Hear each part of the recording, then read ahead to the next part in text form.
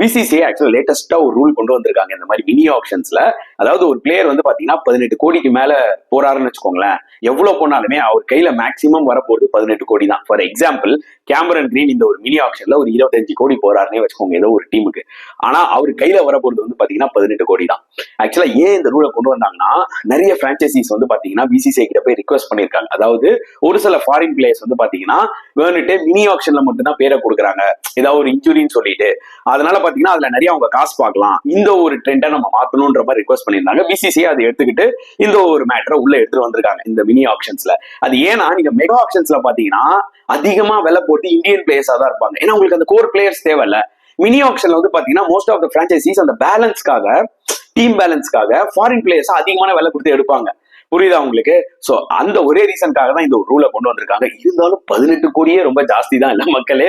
இதனோட ஒரு கருத்து, உங்களோட கருத்துக்களை கமெண்ட் செக்ஷன்ல போடுங்க.